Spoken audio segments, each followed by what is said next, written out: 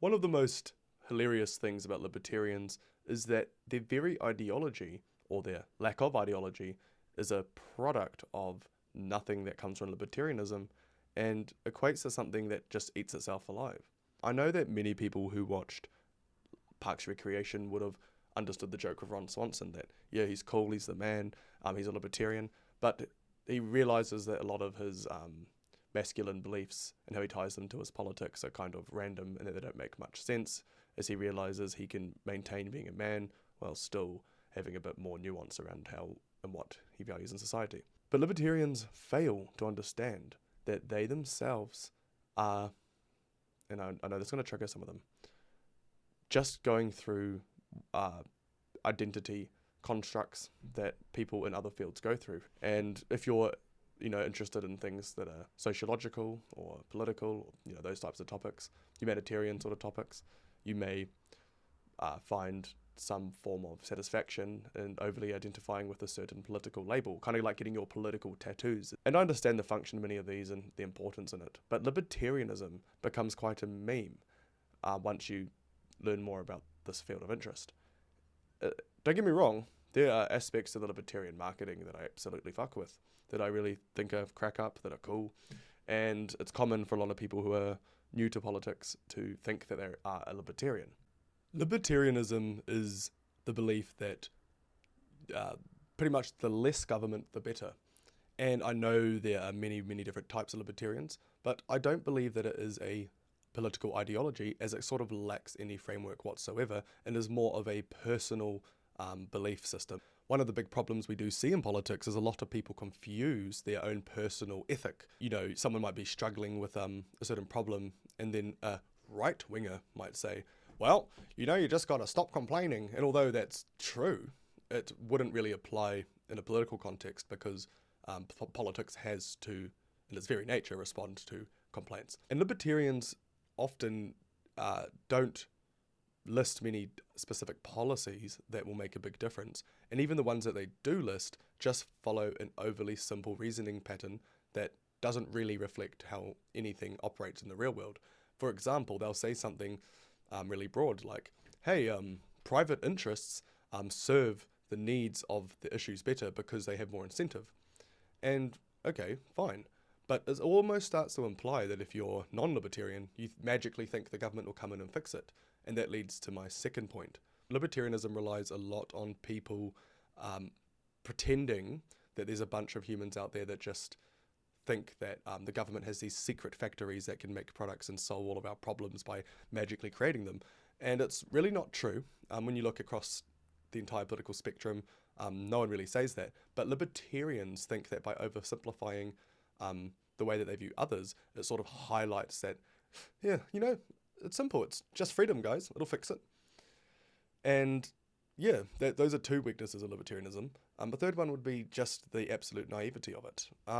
It seems to just serve some weird social, I don't know what you'd call it, like social hit, because it doesn't really do much for anyone, including themselves. And to the point that even if they got their dream society, which we're going to go over some famous examples of libertarian social experiments, it just eats itself alive, because it just fundamentally disrespects the importance of conventions and agreements and regulations. Organs and drugs. Consensual cannibalism should be legal. And all these very, very flamethrower type arguments. And so when somebody from Grafton noticed this, they wigged out and they held a town meeting and demanded that the libertarians come and explain themselves. A lot of people came. They outgrew their regular meeting house. They had somebody set up a coffin, RIP Freetown. They did not like this idea, but the libertarians came anyway.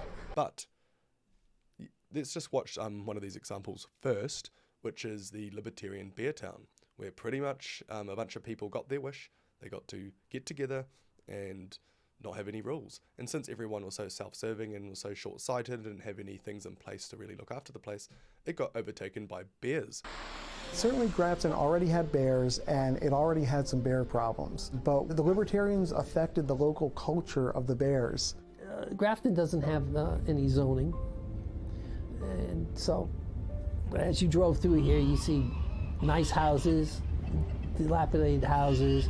A lot of them chose to live in these kind of ad hoc living situations in the woods. As they were living, each in their own way, in their kind of individualistic, free living way, they were each handling their own garbage and refuse in their own way. Some of them were feeding the bears on purpose, just for the joy of watching them eat, which I get. I have a bird feeder. I love it when animals come to my bird feeder. A lot of libertarians were asserting their right to do this. There's people that feed bears, and it's like, you shouldn't do that, because it's not good for humans. And it goes to show that while libertarianism can be fun for movies and for themes and for like personal ethic, it isn't really a serious ideology whatsoever, and it's a complete joke. So while there's no problem with having libertarian beliefs, I think that's absolutely a must-have. To over-identify with the idea of being a libertarian is quite immature, or shows just a lack of understanding for what that really means. One of the other massive weaknesses of it is that it somehow gets hijacked by the very things that they think they are against. So, for example, although Donald Trump got booed at the Libertarian convention, it's still clear that a lot of libertarians lean towards right-wing policies. And these very policies usually make it harder over time to actually be libertarian, because they don't uphold nuanced conventions or agreements or social contracts that allow this. Instead, they just try to make it more of a free-for-all under this vague idea that it's survival of the fittest, freedom, like they live in a fucking movie or something. Libertarianism is cringe. It seems to mostly serve right-wing politics for some reason, even though the vast majority of meaningful libertarian values are actually more preserved and protected on the left-wing side of the political spectrum in most Western countries. If you are a libertarian, I understand that this video might be a little bit infuriating because it doesn't have all these nuanced, in-depth, different types of libertarian ideologies being broken down. But I do hope that you just consider the fact that being a libertarian and borrowing from libertarian ideals are two different things, and that you can definitely uphold many of the good things about libertarianism without thinking you must throw your whole political weight into it and get your political tattoos too early. A lot of the things around politics is marketing these days, and the right-wing part of the spectrum is better at doing that. But just remember that at the end of the day, libertarianism isn't really an ideology. We are going to go over one of the highlights in this simulation we live in of a libertarian discourse. And I think it will speak for itself, but let's go. Should someone have to have a government-issued license to drive a car? Hell no. A car is like a gun or anything else. As long as you're using it right and not using it to hurt other people, you should have a right to use it. A license and a permit is just another way to get... See, that's a perfect example of what I'm saying, you know. Well, as long as nobody's hurting nobody else. And although that's an okay principle to have in general, this is a case in point with that idea that libertarians just seem to apply this overly simple reasoning to too many things and call it a framework. You might be saying, oh, but this isn't serious, this is silly libertarian stuff. This was, I think, the 2016 libertarian presidential debate in the United States, which is a culturally influential country. So, let's continue. Get some money and inconvenience to people. Mr. McAfee. I don't think licenses are required. However, if you are under 16 and your parents say you can drive and you haven't done it before, you should put a flashing pink light on your roof at least so we can get out of your way. But that at the most. Mr. Perry. Guys, just like that, all you need is a pink light above you. It's this. That's the thing, guys. Libertarians know the solutions. It's just that society wants to get too complex about it. Pink flashlights. Consider that shit, please. The government requires licenses for far too many things. The government requires licenses for people to broadcast radio. The government requires licenses to get married. They require a license to drive. What's next? Requiring a license to make toast in your own damn toaster? So, okay, if you believe we live in a simulation, or, you know, that things just make too much sense, if you were crafting, you know, putting in the ingredients of a libertarian to be at a presidential debate, I'm sure you'd come up with old Daryl Perry. And we just got to see a beautiful display of libertarian performance there. I just want to kind of rewind us a little bit because it was just that was magical, my friends. To make toast in your own damn toaster? Absolutely not.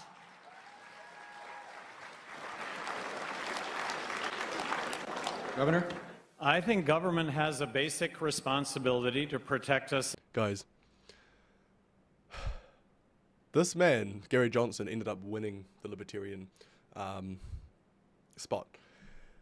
But unfortunately, he was too unreasonable for this debate. This, my friends, is very disappointing if you're a Libertarian. Against individuals, groups, corporations, foreign governments that would do us harm. In that context, a license to drive? You know, I'd like to see some competency exhibited by people before they drive.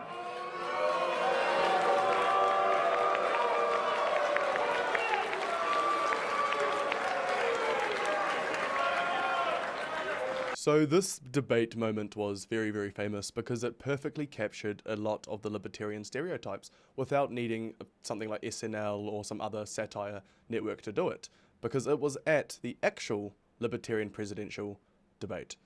Gary Johnson, sorry buddy, that was way too unreasonable.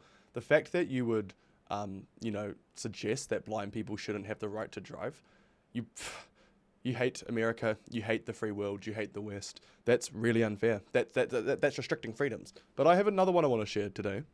And this is a follow-up with Sam Cedar, because he has been in the political game for a very, very long time.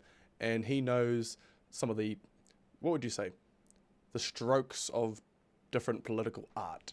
And when Daryl Perry decided to talk with him, it was something to behold, my friends, because Daryl Perry was obviously the true libertarian on that stage. Gary Johnson is a libertarian, okay? And self-ownership.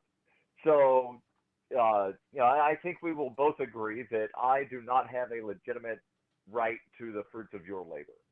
And you don't have a legitimate right to claim any of the fruits of my labor. And that should apply across the board to everyone. I can't just go to my next door neighbor's house and demand that he give me stuff. Yet again, another example of this overly simple way libertarians see things. He just says, I should be able to just go over to my next door neighbor and make him do stuff. But the thing is, that doesn't really happen anyway. It's like they're just thinking that everybody doesn't have even basic survival norms around them, and they're here to tell us the truth about it. Me and the rest of the neighbors decide to vote to go take stuff from one of the people in the neighborhood. That doesn't make it right either. And if we decide to call ourselves a government, then it still does not make it right to just go take stuff from people, because again, I don't have the right to take stuff. I can't delegate a right that I don't have to anyone else or to a group of people. And libertarians believe that no one has a legitimate right to initiate force for political or social goals. Taking stuff from somebody because you think you can do something better with it is either a political or social goal, depending on how you go about taking their stuff. It's this mindset that's so stuck in medieval times, and it's so theatrical, and it doesn't really apply to the modern world, because as you know, as things have advanced, we've been, as individual people, been able to do more and more and more and more with our output.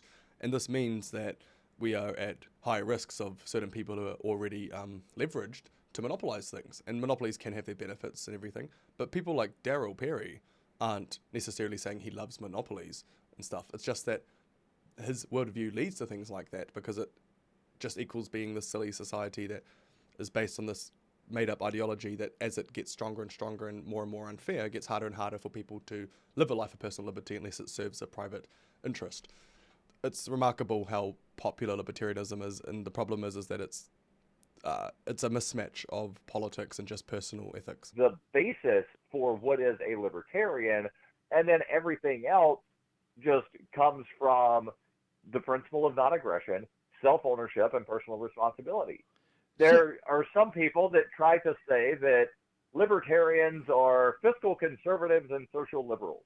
And in fact, I heard Gary Johnson say that last night, actually, on the Libertarian Town Hall.